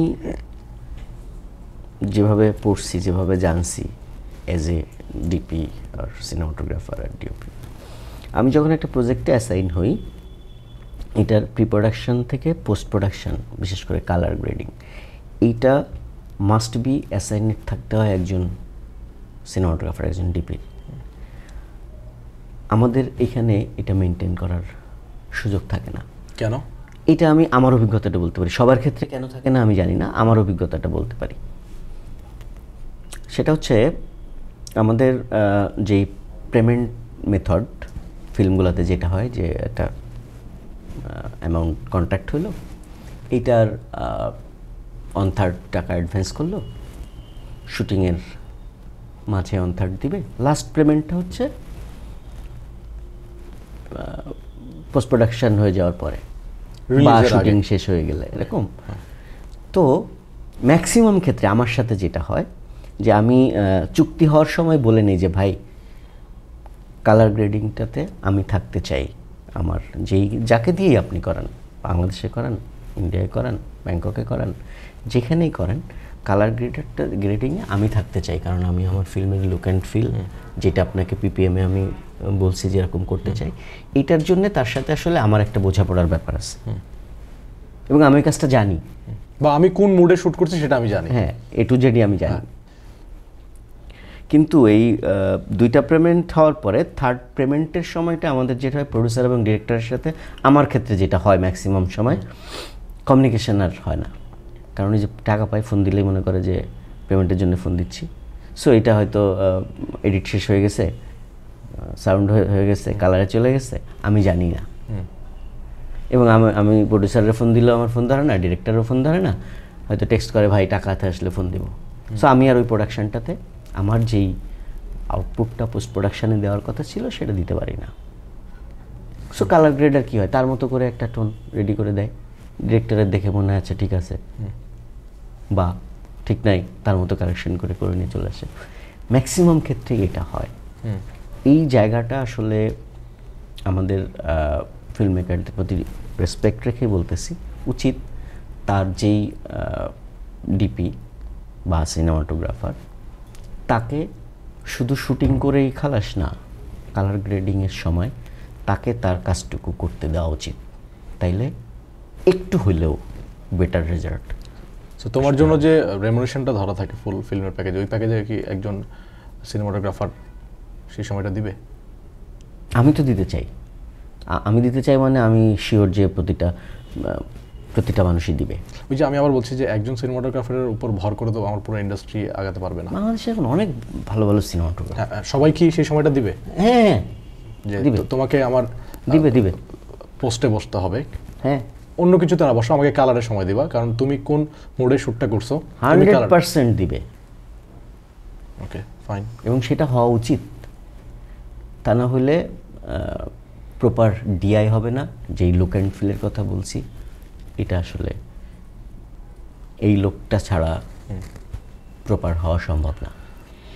তুমি এই যে রেমুনেশনের যে কথাটা বলা, যে একটা first instalment, second instalment, third ইনস্টলমেন্টের সময় গিয়ে ফোন দিলে ফোন ধরে না। সরি, মানে না ঠিক আছে, এটা সবার ক্ষেত্রে হয়তো না, কিছু মানুষের ক্ষেত্রে আমাদের পেমেন্টের স্কেজুয়ালটাই হয়তো এইভাবে করা হয় এবং আমরা এটাতেও অভ্যস্ত, আমাদের আগের সব জেনারেশন থেকে আমরা দেখাতে অভ্যস্ত। হয়তো ভাঙা উচিত ব্যাপারটাকে, কিন্তু একটা ফিল্ম যখন প্রথমে শুরু হয় প্রডিউসার তো পুরো বাজেটটা হাতে নিয়েই নামে, রাইট? এমন তো না যে মানে প্রডিউসার 3 লটে টাকাটা পায়, প্রডিউসারের কাছে ক্যাশটাই থাকে পুরোটা। ফোনটা ধরে না কেন তাহলে? না, আমাদের তো ওই যে স্কুলিংয়ের অভাব। আমরা যেই বাজেট নিয়ে নামে ধরো 20 days শ্যুট, এর মধ্যে 10টাই নাইট করে বসে থাকতে হয়, সো আবার কষ্টে বাজেট বেড়ে গেল। তো এইটার কারণ হচ্ছে স্কুলিং নাই, প্রপার প্রিপ্রোডাকশন নাই। হ্যাঁ, তো ওইটা হওয়ার পরে কি হয়, এই যে বাজেটটা আপস অ্যান্ড ডাউন হয়, বেশ কিছু লোক সাফার করে এটাতে। এডিটররা সাফার করে, সিনেমাটোগ্রাফার সাফার করে, কিছু কিছু সময় মানে মিউজিকের টাকা থাকে না, ব্যাকগ্রাউন্ড করার টাকা থাকে না। তো এইটা আসলে এটা প্রায় হচ্ছে এখনকার ম্যাক্সিমাম প্রোডাকশান এরকম হচ্ছে, মানে হয়তো আমি যেগুলো করতেছি তাতে দেখতেছি যে এরকম হচ্ছে। এইটা থেকে তো বের হইতে হবে, সময় লাগবে আমার মনে হয়, এটা বেরোতে সময় লাগবে, কারণ সময় লাগবে, বাট এটা হবে। আমি পার্সোনালি মনে করি যে ইন্ডাস্ট্রি একটা সময় খুব খারাপ অবস্থা দিয়ে গেছে। এটার পরে গত 2 বছরে আমাদের ইন্ডাস্ট্রি যেটা হয়েছে, এখন আমি বলবো এটা গ্রোয়িং ইন্ডাস্ট্রি। গত বছর মানে বিগেস্ট হিট গেছে 2-3টা সিনেমা, বিগেস্ট হিট, মানে যেটাকে আমরা বলছি হিস্ট্রি ব্রেক, প্রিয়তমা আমি যদি বলি, হ্যাঁ অসাধারণ মানে কাজ হয়েছে এখানে, হিস্ট্রি ব্রেক করে ফেলছে। সুরঙ্গ, হাওয়া, পরাণ, হ্যাঁ হিস্ট্রি ব্রেক করছে, এই সিনেমাগুলো সব হিস্ট্রি ব্রেক করছে। তো আমার মনে হয় যে এরকম সিনেমা, এবং আরেকটা ব্যাপার হচ্ছে যে আমাদের এখানে সিনেমা রিলিজ তো আসলে শুধু ঈদ কেন্দ্রিক হয়ে গেছে। ঈদ কেন্দ্রিক হলে এক ঈদে আসলে কতগুলো সিনেমা হবে? এক ঈদে সর্বোচ্চ 3টা বা 4টা, যদি হয় 2তে 8টা সিনেমা। তো বছরে 8টা সিনেমা দিয়ে তো একটা ইন্ডাস্ট্রি চলতে পারে না। হ্যাঁ ঠিক। তো যখন রেগুলার সিনেমা আসবে, প্র্যাকটিসটা বাড়বে, টাকার ফ্লোটা বাড়বে, প্রডিউসার টাকা পাবে। এখন আমি জানি না এখানে প্রডিউসার থেকে টাকাটা ক্রুদের কাছে আসতে ভিয়া চ্যানেল হয়ে আসে, হ্যাঁ এক্সিকিউটিভ প্রডিউসার অর ডিরেক্টর, হ্যাঁ এটা হয়ে আসে। সো এইখানে কোনো ঘাপলা থাকতে পারে, হয়তো থাকে বা থাকে না, হ্যাঁ থাকে বা থাকে না, কোনো কারণে ঝুলে যায় পেমেন্টটা। আর আমি জানি না তুমি এটা ফেস করছো কিনা, বাট আমার মনে হয় যে সবাই না বা বাংলাদেশের অনেক ডিরেক্টরই সিনেমা বানানোর থেকে প্রডিউসার বা এক্সিকিউটিভ প্রডিউসার ভূমিকায় চলে যায় বেশি। আমি জানি না তুমি ফেস করছো কিনা, হ্যাঁ বাট হ্যাঁ করছি, হ্যাঁ বাট আমার মনে হয় যে এটা উচিত না, এই যে ঘুরে ফিরে এই জায়গায় আসতে স্কুলিং। ঠিক আছে, এটা আমরা তো আজকের দিনে এখন আমরা একটা লাইন প্রডিউসার পাই সেটে, আমরা একটা এক্সিকিউটিভ প্রডিউসার পাই, মানে কিছুদিন আগে তো এটাই ছিল না। একটা ডিরেক্টরই প্রডিউসারের থেকে, আমরা জানতামও না প্রডিউসারের কাছ থেকে টাকা নিয়ে আসতো, তার মতো করেই সব চলতো। তার চিফ অ্যাসিস্ট্যান্টই হচ্ছে ডিরেক্টরিয়াল টিমই সবকিছু দেখতে, ডিরেক্টরিয়াল টিমই সেই জায়গা থেকে তো চেঞ্জ হচ্ছে। হ্যাঁ আমি সেটাই বলছি, এটা হয়তো সময় লাগবে। আজকের দিনে আমরা ঠিকঠাক কস্টিউম ডিপার্টমেন্ট পাই, আর্টের ডিপার্টমেন্ট, প্রোডাকশন ডিজাইনার থাকতেছে, সো মানে ঠিক হবে। হ্যাঁ মানে গ্রোয়িং ইন্ডাস্ট্রি, এটা হয়তো ঠিক হবে, এটা ঠিক হবে। তোমার ইয়েতে অনেক ডিরেক্টরের সাথে কাজ হয়ে গেছে তোমার, আমি যদি বলি তোমার সবচেয়ে পছন্দের কাজ সিনেমা, পছন্দের কাজ, কারণ তুমি নাটক প্রচুর করছো, সো হয়তো নাটকের থেকে তুমি 1-2টা পিক করা টাফ, সিনেমা যেহেতু কম, পছন্দের সিনেমা এখন পর্যন্ত কোনটা? আমার করা হ্যাঁ তোমার করা আনরিলিজড, এর ভিতরে একটা হচ্ছে এই ঈদে হয়তো রিলিজ হবে দেয়ালের দেশ, মিশুক মনির। ওকে, তারপরে আরেকটা আমার বিশেষ করে এটার চিত্রনাট্য, স্ক্রিপ্ট দুর্দান্ত স্ক্রিপ্ট, এই এর চেয়ে এত ভালো স্ক্রিপ্ট স্ক্রিপ্ট আসলে এর আগে হয় না পড়িনি। হয় না। আর একটা ফিল্ম হচ্ছে সাইফুল ইসলাম মান্নুর ডিরেকশন অনাবৃত। আমি কিছু শর্ট দেখছি তোমার, অসাধারণ অসাধারণ কিছু শর্ট। অনাবৃতটা অনাবৃতর কিছু শর্ট অসাধারণ হয়েছে, আচ্ছা। নিজের পছন্দের কাজ। আর যদি বলি যে ইন্ডাস্ট্রির যে ফিল্মগুলো আছে সেখান থেকে পছন্দের ডিরেক্টর যার কাজ পছন্দ। ফিল্ম অনেকের কাছেই পছন্দ আমার। আর হাওয়া, মেজবাহুর রহমান সুমন, তার ধরো সে আঙুরলতা, এখনো ভালোবাসে নন্দকে, ওই সময় থেকে আমি তার ফ্যান স্টিল। মনে করো সুমন যে ভাই। গিয়াসউদ্দিন সেলিম, তারপর দীপঙ্কর দীপন, মনে করতে হচ্ছে দীপঙ্কর দীপন, আমাদের দীপনদা, আমাদের দীপনদা আমার খুব পছন্দের ডিরেক্টর। মানে দীপনদা নাটক যে জনরায় বানাইছে, ফিল্মটা আবার সেই জনরার না। তার ফিল্মটা তো একটু অ্যাকশন থ্রিলার। উনি এখন বলতে সেটা যাই হোক, মানে ফরম্যাটিক ওয়েতে সে ফিল্মটা বানায়। ফিল্মটা ফিল্ম হয়ে ওঠার জন্য ওনার গোলটা, ওনার ফাইনাল গোলটা আসলে সেট, যে আমি এই জায়গাতে যেতে চাই, এবং উনি দিন শেষে আসলে ওই জায়গাটা অ্যাচিভ করে। ওইটা আমি দীপনদার সাথে কাজ করছি, আমার একটা জিনিস মনে হয়েছে যে দীপনদা কাজ করার সময় ক্রিয়েটিভ ইনপুটটা ঠিকঠাক দেয়। আর দ্বিতীয়ত আরেকটা বিষয় হচ্ছে যে দীপনদার যে প্রজেক্টগুলো, এটা একটু বড় পরিসরের প্রজেক্ট। এই বড় পরিসরের প্রজেক্টগুলো টিমের হয়তো কেউ ওইভাবে ফেস করে আসেনি এর আগে। সো প্রথম দিকে হয়তো একটু গোলমেলে থাকে, বাট পরে ঠিক হয়ে যায়। সিঙ্কের একটা ব্যাপার থাকে, আমাদের ফার্স্ট ডে সিঙ্ক হয় না কখনো, সেকেন্ড ডে থার্ড ডেতে গিয়ে আর লাস্ট ডেতে মানে এত ভালো সিঙ্ক হয় মনে হচ্ছে সেদিন থেকে আবার সিনেমাটা নতুন করে শুরু করি, তাহলে হয়তো ভালো কিছু হবে। আর তো দীপনদার বেলা এরকম হয় যে এত বড় পরিসরের সিনেমা, এত বড় আয়োজন, দীপনদার এখন পর্যন্ত যেই 3টা সিনেমা রিলিজড, সো আমি পার্সোনালি কাজ করছি। সো ওই জায়গাতে মনে হয়েছে যে মানে এটা গার্ডসের দরকার। মানে আমি যে এত বড় সিনেমা করব, এত বড় আয়োজন নিয়ে, কোনো সিনে হয়তো আমার একসাথে 200-300 আর্টিস্ট থাকতে পারে, এই 200-300 আর্টিস্টকে হ্যান্ডেল করা, আমার মনে হচ্ছে সেই জায়গা থেকে দীপনদা একবারে মানে তার গোলটা সেট করে উনি একবারে নামে যে আমি দিন শেষে প্রজেক্টটাকে এইভাবেই দেখি। সো ওই জায়গাতে দীপনদা ঠিকঠাক আছে। আমি আরেকজনের কথা বলবো, জানি না তুমি তপু খানের সাথে কাজ করছো কিনা। তপু ভাই, তপুর সাথে কাছের ব্রাদার, সো ফিল্ম করা হয়নি ওর সাথে। হ্যাঁ, তপু ভাইয়ের সাথে আমি কাজ করতে গিয়ে যেটা দেখছি, লিডার আমি বাংলাদেশে, আমি একটা লটে ছিলাম। তো যেহেতু সাকিব খান, হ্যাঁ সাকিব ভাইয়ের একটা বড় ফ্যান বেস, মানে শুধু ফ্যান বেস না, ফ্যান বেস তো মানে ফ্যান বেস শুধু এখন আমরা তো মনে করি যে ফেসবুকে আর ইউটিউবে সোশ্যাল মিডিয়ায়, ফ্যান বেস কিন্তু যারা কিপ্যাড ফোন ইউজ করে এরাও সাকিব খানকে চেনে, যারা সিঙ্গেল স্ক্রিনের আসল দর্শক, আমরা যাকে বলি মেইন অডিয়েন্স, আমাদের মেইন স্ট্রিমের অডিয়েন্স যারা। তো তপু ভাইয়ের একটা সেট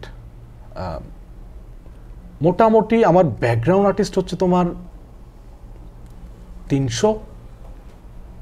তপু ভাই ওইখানে একদিন অথবা সম্ভবত 2 দিনের মধ্যে 2টা বড় সিন করে সে বের হয়ে আসছে এই 200-300 আর্টিস্ট নিয়ে। আমি দেখে পুরো আশ্চর্য হয়ে গেছি।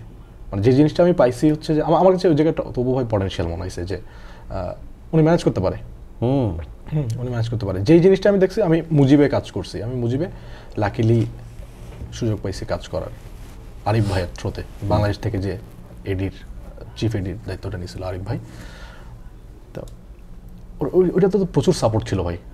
আমি জানি না তুমি ওদের সেটে গেছো কি না, আমি গেছি তো আমি দেখছি যে সাপোর্টটা ছিল। একসঙ্গে প্রায় তোমার 2,500-3 হাজার লোক, আমরা কল্পনা করতে পারি না, 2,500-3 হাজার লোক ঢাকা কলেজের পেছনের মাঠে, ফুল মাঠ ইউ শেপে ক্রোমা করা, 2,500-3 হাজার লোক সামনে হচ্ছে তোমার 7ই মার্চের ভাষণটা করছে। হ্যাঁ, তো ওইখানে এত বড় অ্যারেঞ্জমেন্ট ছিল। হ্যাঁ, বাট আমার লিমিটেড রিসোর্স নিয়ে তপু ভাই ওইখানে করছে। সো আমরা আসলে চাইলে মনে হয় পারি, অবশ্যই আমরা চাইলে পারি, কিন্তু কেন চাই না, নিয়তটা ঠিক থাকে কিনা, এটা আসলে মনে হয় এক একজনের বেলা এক এক রকম। ভাই আমরা সবাই চাই যে আমাদের কাজগুলো যেটা আমরা করি মানুষ জানুক, মানুষ দেখুক। মানে তোমার কি কখনো মনে হয়েছে যে একটা প্রজেক্ট রেডি হওয়ার পরে এটার মনে হয় যে দায়টা সবার শেষ হয়ে যায়, এরপরে যে রিলিজ, মানুষের কাছে পৌঁছানো, প্রমোশন, এই ব্যাপারটাকে মানে এই ব্যাপারটাতে তুমি কখনো কিছু মিস করো যে প্রমোশনের জায়গাটা আর একটু বেটার হইতে পারে? মানে ফিল্ম বানানোই বড় কথা না, এটাকে মানুষের সামনে প্রেজেন্ট করা, প্রমোশন করা। যেটা হয় যে ফিল্মের cast and crew, as a crew হিসাবে ফিল্মটা শেষ হয়ে যাওয়া, পোস্ট প্রোডাকশন ফুল রেডি হয়ে যাওয়া মানে হচ্ছে আলটিমেটলি ক্রু হিসাবে আমার কাজ শেষ, আমার মনে হয়, বা ক্রুদের কাজ শেষ। কিন্তু আমাদের প্রডিউসারদের তো প্রমোশনাল প্ল্যানটা থাকা উচিত, যেটা সব ফিল্মে থাকে না। যেই ফিল্মগুলোর প্রমোশন প্ল্যান প্রপার থাকে, কাস্টের সহায়তা নিয়ে প্রপার প্রমোশন করে, সেই ছবিগুলাই ঘুরে ফিরে আমরা নাম বলতেছি যে ইয়ে ব্রেক করছে, হিস্ট্রি ব্রেক করছে হ্যান ত্যান।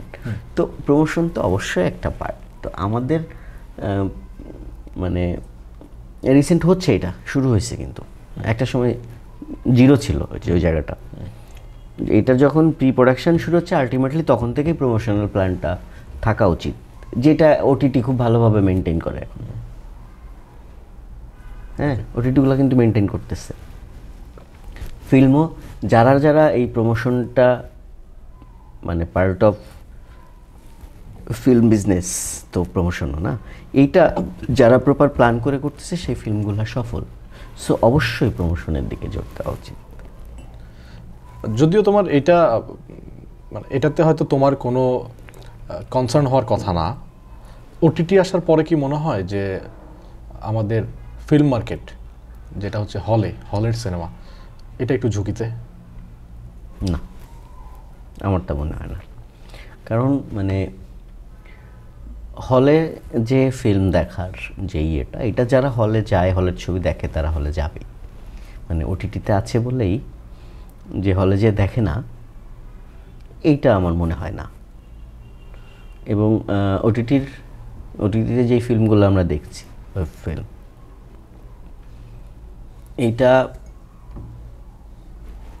বা হল রিলিজের পরে আসতেছে ওটিটিতে, সেটাতে আমার কাছে মনে হয় সেটা বরং ভালো, পয়সা ওঠার আর একটা মাধ্যম, প্রডিউসারের পয়সা রিটার্ন আসার। তো হলে যে যারা দেখার তারা আসলে দেখবে, যদি ঠিকঠাক ফিল্ম হয়ে ওঠে, এটা মানুষ হলে যে দেখবে। এইটা ওটিটি ক্ষতি করতে পারে না, বরং ওটিটি লাভ করতেছে আমাদের ক্ষেত্রে প্রডিউসারের পয়সা উঠে আনার জন্য। তার মানে ওটিটিটা এক অর্থে, মানে এটা আমার ধারণা, এক অর্থে আশীর্বাদও হইতে পারে আমাদের জন্য। আমার প্রডিউসারের দুইটা রাস্তা তৈরি হলো, যে আমি হলেও গেলাম, হল থেকে তারপর ওটিটিতে রিলিজ দিলে এখান থেকেও আমি কিছু আমার লগ্নি ফেরত পাইলাম। ব্যাপারটা এরকম। সিনেমাটোগ্রাফিটা তোমার পেশা, প্রথমত নেশাটা এখন তোমার পেশায়, এখন একবার তোমার পেশায় পরিণত হয়েছে। আমাদের ফিল্ম ফ্যাটার্নিটি ছাড়া বা আমাদের কলিগ যারা, কাস্ট অ্যান্ড ক্রু ছাড়া, এটার বাইরে তো আমাদের একটা বড় সমাজ। এই সমাজে রিকগনিশনটা কি? এই সমাজে রিকগনাইজ করে কিভাবে একজন সিনেমাটোগ্রাফারকে?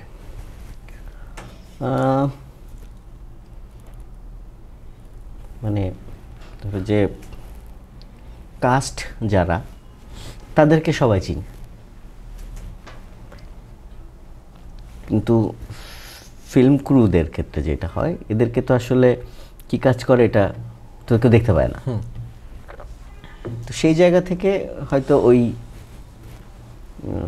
মানে ওইটা আসলে আমাদের জবটাই এমন, যে জবে আসলে একটা কাস্ট যেরকম মানুষের পরিচিত হবে, আমরা ওইটা হব না, এটাই স্বাভাবিক। তবে একটা সময় মানে ক্যামেরাম্যান মানে হচ্ছে ধরা হইতো যে ও বিয়ের ভিডিও করে বা এরকম, সেই জায়গাটা এখন আর নাই। এখন এই জায়গাটা চেঞ্জ হয়েছে। আমার বিশেষ করে সমাজ বলি, আমার ফ্যামিলি, আমার আত্মীয় স্বজন, এদের কাছে আমার প্রফেশনকে কখনো কেউ ছোট করে দেখে না, বরং আমাকে পজিটিভলি দেখে। প্রফেশন হিসেবে এটা কেমন? কেউ যদি চিন্তা করে যে দেখো আমাদের ইয়েতে চাকরি বাজার, যেটা চাকরি বাজারে অনেকগুলো প্রফেশন, হ্যাঁ, এটার সাথে যদি আমি যুক্ত করি, অনেকে মানুক বা না মানুক, অনেকে হয়তো এটাও বলে যে ক্যামেরার পেছনের কাজটা হচ্ছে ভলেন্টিয়ারি জব, অনেকের ধারণা। কাউকে যদি বলি যে আমি সিনেমায় কাজ করি, উনি আগেই বলবে যে সিনেমার মানে ক্যামেরার সামনে, প্রথম তার ধারণাটাই হবে ক্যামেরার সামনে, বাট ক্যামেরার পেছনে আরো 18 থেকে 20টা ডিপার্টমেন্ট আছে। এই ওদের ধারণা এটা হচ্ছে ভলেন্টিয়ারি জব, ওদের ধারণা ভলেন্টিয়ারি জব এটা। কিন্তু ওরা কারা, কাদের ধারণা? আমাদের এই সমাজে থাকে, আমাদের সাথে চলে ফিরে ঘুরে এইসব অনেক মানুষের। কারণ আমি পার্সোনালি এটা ফেস করছি, হ্যাঁ, ইটস এ ভলেন্টিয়ারি জব, যে এটার বিনিময়ে হয়তো আমরা কোনো টাকা পয়সা পাই না, আমরা জাস্ট বানাই দিই।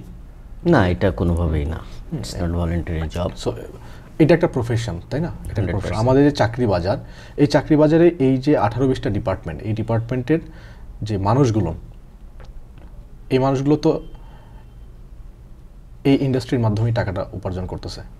তার মানে it's a profession, it's a permanent profession. হ্যাঁ, তো কেউ যদি চিন্তা করে যে আমি ফিউচার করতে চাই, আমি ডিরেক্টর হতে চাই, হ্যাঁ, প্রথমত ডিরেক্টর হতে গেলে একটা পাগলামি থাকতে হবে, একটা নেশা থাকতে হবে, বানানোর নেশা। মানে আমি ডিরেক্টর তো আসলে সিইও হওয়া না, একটা কোম্পানির সিইও হওয়া না, হ্যাঁ, যে আমি মেথড অ্যাপ্লাই করলাম, আমি মার্কেটে নতুন একটা রেগুলেশন আনলাম, আমি সিইও হয়ে গেলাম একটা কোম্পানির, এটা না। এটা একটা পাগলামি, একটা নেশা। হ্যাঁ, এই নেশাটা পরে তোমার প্রফেশনে রূপ নেবে। সো মানুষকে এটা এই সময় আসে এটা চিন্তা করতে পারে যে একটা অল্টারনেটিভ প্রফেশন এটা হতে পারে। একজন আমি ডিরেক্টর হতে চাই, হ্যাঁ, আমি পেশাগতভাবে আমি একজন সিনেমাটোগ্রাফার হতে চাই, আমি একজন গ্যাফার হতে চাই, আমি আর্ট ডিরেক্টর হতে চাই, আমি কস্টিউম ডিজাইনার হতে চাই। এটা কি মানে বর্তমান সময়ে এখন সম্ভব? কেউ যদি ক্যারিয়ার করতে চায়, সম্ভব। কিভাবে সম্ভব? ইন আ সেন্স, এই যে যতগুলা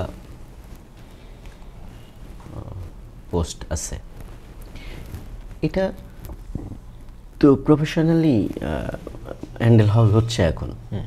আমাদের একটা সময় লাইটম্যানের কনভেট ছিল 300 টাকা, 150 টাকা। আজকের দিনে একটা লাইট গাফার স্ট্যান্ডার্ড 5000 টাকা, 8000 টাকা, 10,000 টাকা রেমুনারেশন পায়। মোটামুটি মানের লাইট গাফার হলে সে 5000 টাকা পায়। একটা লাইট ক্রু আগে 150 টাকা কনভেন্ট ছিল, সেখান থেকে এখন পার ডে সে 1200 টাকা কনভেন্স পায়। একটা ফার্স্ট ম্যান, ফার্স্ট অ্যাসিস্ট্যান্ট লাইটের, সে 2000 টাকা পায়। তো এইটা হয়তো সব ক্রু পাচ্ছে না। হ্যাঁ, এইটা আসলে এটার জন্যে মানে এই প্রোডাকশান বা এই সেক্টরটা দায়ী না, ওই মানুষটাও দায়ী। ধরো যে ছেলেটা 5000 টাকা পাচ্ছে, ওর ওই কোয়ালিটিটা আছে, যে ছেলেটা 2000 টাকা পাচ্ছে, ওর ওই কোয়ালিটিটা আছে, ও নিজেকে কি বলে সেলফ ডেভেলপমেন্ট করতে পারছে।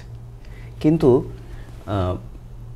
যেই কাজটা আমি করতেছি, ধরো আমার ক্যামেরা ক্রু, তারপরে হচ্ছে এই লাইট ক্রুদের কিছু ইয়ের প্রতি আমার অনেক বাজেভাবে বলি এটা, যে মামাতো ভাই, খালাতো ভাই, ফুফাতো ভাই, শালা, এরা এসে মনে করো ক্যামেরা অ্যাসিস্ট্যান্ট, ও জানে না, ওর জব ডেসক্রিপশনই জানে না, লাইটম্যান জব ডেসক্রিপশন, কাজের দরকার, হ্যাঁ, চলে আসে, বেকার আছে, ওকে নিয়ে চলে আসছে। ও আসলে এখানে থাকলে হয়তো দিন শেষে কনভেন্সটা পাবে, বাট ও তো আসলে ওকে যোগ্য করে যতক্ষণ না তুলবে, সেলফ ডেভেলপমেন্টটা না করবে, ততক্ষণ তো আসলে আশাও করতে পারে না। চাকরি করতে হলেও মানে যদি একটা কম্পিউটার অপারেটরও চাকরি করে, তার তো এই কাজটা জানতে হয়, কাজটা করতে হয় একদম। ও যদি কর্পোরেট কাজ করে, তাহলে কর্পোরেট কিছু সিস্টেম আছে যেটার মধ্যে দিয়ে তাকে যেতে হয়। তো এইটাতে নিজেকে যে যত বেশি কোয়ালিফাই করবে, সে তার জায়গাটা তৈরি করতে পারবে। তো এই ইন্ডাস্ট্রিতে যতগুলা সেক্টর আছে, সবগুলা সেক্টরে প্রফেশনালি এটা করার মতো জায়গা, যদি সে নিজেকে ওই জায়গাটায় নিয়ে যেতে চায়। যেমন আমার মেয়ে এখন ক্লাস 10-এ পড়ে, হ্যাঁ, ওর আরও 1.5-2 বছর আগে থেকে ওর কাছে মনে হয়েছে যে ও সিনেমাটোগ্রাফি আর ফিল্ম মেকিং এটাতে ও পড়াশোনা করতে চায়, ও ইন্টারেস্টেড। তো এইটা ওর হইতে পারে যে ওর বাবা সিনেমাটোগ্রাফার, ও বিভিন্ন শুটিংয়ে দেখছে আমি কি, আমার জব ডেসক্রিপশন কি। আরও অনেক ফিল্ম মেকার আমার বন্ধুদের সিনেমাটোগ্রাফার, আমার ভাই ব্রাদার, এদেরকেও দেখছে। ওর কাছে মনে হয়েছে, তো ওর যে এজ তাতে হচ্ছে যে এখন ওর অনেক কিছুই হইতে মন চায়, মানে কিছুক্ষণ মনে হবে হয়তো এটা হয়, কিছুক্ষণ পরে ওইটা, বাট ওর এটা যে ইচ্ছাটা আছে এবং আমি এটাকে অ্যাপ্রিসিয়েট করি। যদি এটাকে প্রফেশন হিসেবে নেওয়া যায় না এটা মনে হইতো, তাইলে আমি ওকে এনকারেজ করতাম এবং আমি ওকে পজিটিভলি ওটাকে রিসিভ করছি। এবং তুই নিজেও জানিস যে আমার শুটিংয়ে ওর যখন পড়াশোনার চাপ কম থাকে বা ফ্রাইডে স্যাটারডে ছুটি থাকে, আমি ওকে অ্যাজ এ অ্যাসিস্ট্যান্ট হিসেবে ট্রিট করি।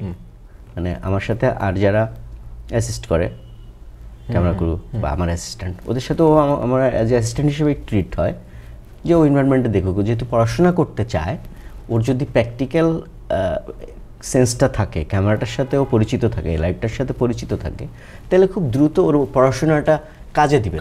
যেমন আমার ফটোগ্রাফি ব্যাকগ্রাউন্ড ছিল বলেই আমি আমার সিনেমাটোগ্রাফি পড়াশোনাটা অনেক বেশি সহজ হয়েছে এবং আমি অনেক দ্রুত এটাকে অবজার্ভ করতে পারছি। তো এটা প্রফেশনালি নেওয়ার সময় চলে আসছে। কিন্তু ওই মানে নিজেই যদি মনে করা যে ইটস ভলান্টারি জব, আচ্ছা করি, ফিল্মে কাজ করতেছি, এটাই অনেক যদি কারোর মধ্যে হয়ে থাকে, তাইলে আসলে তার জন্য এটা না। বাট কেউ যদি এটাকে প্রফেশনাল হিসেবে নিতে চায়, ইটস গুড প্রফেশন, সাস্টেনেবল অবশ্যই। ওকে, সাহিল রনি সেটে কেমন, শুটিং সেটে কেমন সাহিল রনি? ভাই ব্রাদার আড্ডায় আমরা জানি সাহিল রনি কেমন, সেটে কেমন আসলে? সেটে এখন অনেক কুল, ঠান্ডা। একটা সময় আমি সেটা অনেক চিল্লাপাল্লা করতাম, একটু অন্যরকম বিহেভিয়ার ছিল। এর পিছনে কারণও আছে যে আমার আশপাশের মানুষগুলার স্কুলিং নাই। আমি বলতেছি না যে মানে স্কুলিং মিনস হচ্ছে পড়াশোনা না, মানে ফিল্ম পড়ার লোকজন না। এটার কারণ আছে যে আমাদের এখানে তো প্রপার স্কুলটা নাই, আমাদের এখানে ইনস্টিটিউট নাই কোনো। তো এই একটা কাজে সবার যেভাবে মার্চ করা উচিত, এই জায়গাটা যখনই ছুটে যাইতো, তখনই হয়তো চিল্লাপাল্লা করতাম, হ্যাঁ এটা ঠিকমতো হচ্ছে না কেন, সেটটা এটা হইলো না কেন, এটা হওয়ার কথা ছিল, পিপিএমে তো আমাদের এই কথা ছিল, এরকম হতো। কিন্তু এখন বয়স হয়েছে, তো হচ্ছে আর কি। তো এখন আমি অনেক বেশি কুল। আমি চেষ্টা করি যে আমার ডিরেক্টরের যে স্বপ্ন, সেই স্বপ্নটাকে বাস্তব করার জন্যে আমার যে জব ডেসক্রিপশান, এই জায়গায় থেকে আমার কাজটা প্রপার করার। আর ডিওপি কেমন, সেটা হচ্ছে আমার মনে হয় যে সবচেয়ে বেশি ফেস করে এডিরা। মানে আমি পার্সোনালি আমার তো যখন প্রথম শুরু করি, ওটা আমার প্রাইমারি স্টেজ। হ্যাঁ, তো হয় না যে একজন ডিপিকে দেখলে বোঝা যায় যে উনি কি কুল অ্যান্ড কাম পিপল, নাকি হচ্ছে যে উনি একটু কি হয় যে তার মধ্যে একটু একটা ভাবগাম্ভীর্যের ব্যাপার থাকে, একটু চুপচাপ থাকে, কথাবার্তা কম বলে। আবার কিছু মানুষ থাকে যে খুব ফ্রেন্ডলি মিশে যায়। তো সেই জায়গা থেকে আমি যদি বলি যে এডিরা সবচেয়ে বেশি ফেস করে, কারণ ডিরেক্টরের সাথে ডিপির একবার ফ্রেন্ডলি একটা কোলাবোরেশন হয়, গ্যাফারের সাথে তার সারাদিন কথাবার্তা হয়, লাইটের এরা হচ্ছে সব ভাই ব্রাদার হয়ে যায় সব। কিন্তু এডিরা তো একটু ভয় পায়। হ্যাঁ, অ্যাসোসিয়েট বা ফার্স্ট এডি, চিফ এডি, যেটাই বলি না কেন, বা ডিএ, হ্যাঁ, ডিরেক্টর অ্যাসিস্ট্যান্ট, এটা আলাদা। Second, third, fourth, fifth, sixth AD যারা থাকে, তাদের সঙ্গে রিলেশনটাতেই বোঝা যায় যে ওই ডিপি কি একটু কাম অ্যান্ড কুল নাকি একটু ভাবগাম্ভীর্য নিয়ে থাকে। সেটা এটা পার্সোনালি ফেস করছি। এখন আমি সিনিয়র হয়ে গেছি, আমি এখন সবাই ভাই ব্রাদার হয়ে গেছে। কিন্তু একটা সময় আমার মনে হয়েছে যে সেটা যদি কাউকে ভয় না পাও, কিছু ডিপিকে আসলে ভয় পাওয়া উচিত। আমি পার্সোনালি কিছু ডিপিকে ভয়ও পাই। হ্যাঁ, এখন হয়তো ভাই ব্রাদার, কিন্তু ওই সময়টা আমি ফেস করে আসছি যে ডিপিকে ভয় পাওয়া উচিত মাঝে মধ্যে। আমার ভয় পাওয়ার কারণ নেই। না, তোমাকে মানে তুমি যে বললা তোমার যে সময়টা, ওই সময়টা তোমার সাথে আমার কাজ হয়নি। হ্যাঁ, তোমার যে সাথে আমার যে সময় পরিচয় হয়েছে, ওই সময় আসলে তুমি কুল অ্যান্ড কাম হয়ে গেছো। তো এই জন্য তোমার সাথে আমার ওই ভাই ব্রাদার সম্পর্কটা হয়ে গেছে। যদিও তুমি আমার থেকে অনেক বড়, এবং তোমাকে আজকে এই কস্টিউমে অনেক সিনিয়র লাগতেছে। দূর, শুক্রবারে আমি হচ্ছে পাঞ্জাবি পরি না, একটু আবার দাড়ি বড় করছো তুমি। দাড়িটা কাটার সময় পাচ্ছি না, লাস্ট টানা শ্যুট করতেছি কিছুদিন যাবত। ডিরেকশনে কবে আসতেছো?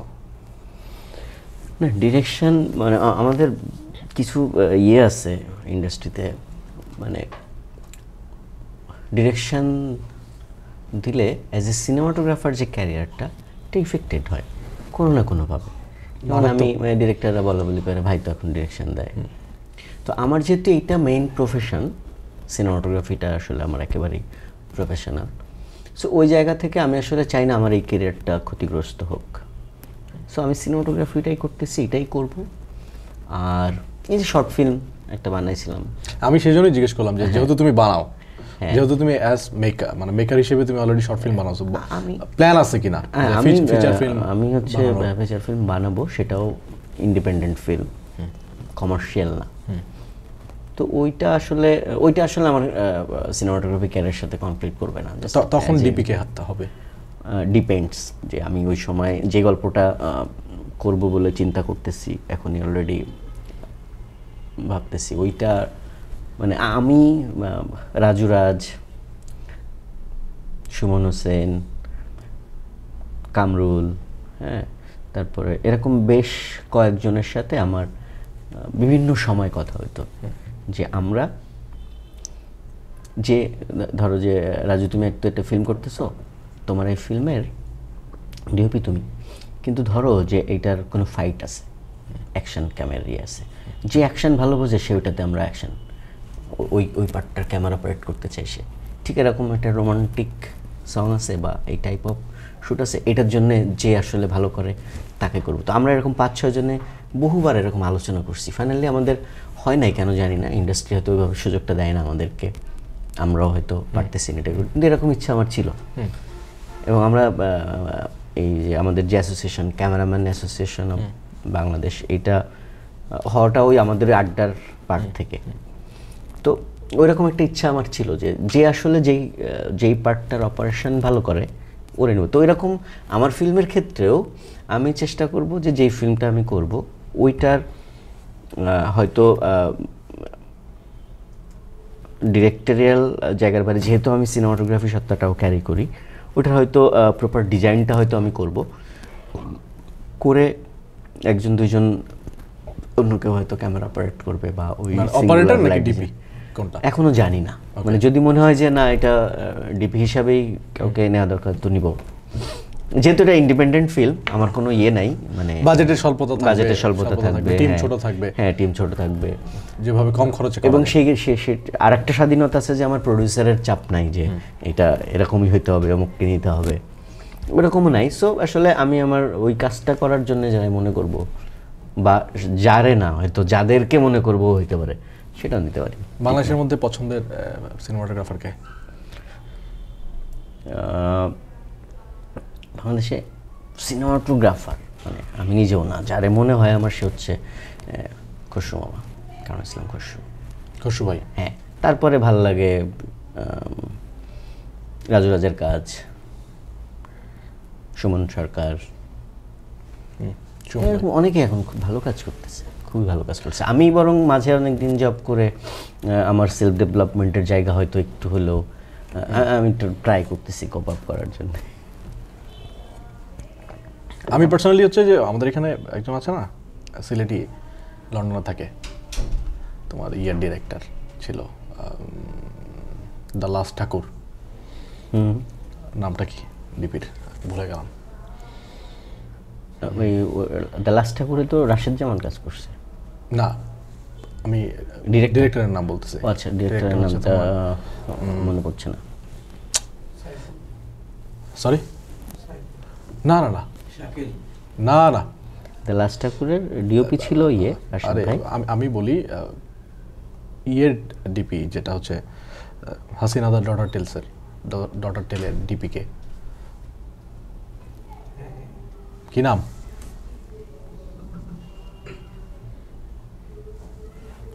এই সেট থেকে কেউ নামটা আমাকে মনে করে দাও না। হুম, হোস্ট বারবার কিন্তু একটা জিনিস একটু কমপ্লিকেট আছে। কেউ একজন নামটা মনে করে দাও। দ্য লাস্ট ঠাকুর লিখে সার্চ দিলেই বাবা। The last Thakur, Sadiq Ahmed director. Yes, Sadiq Ahmed.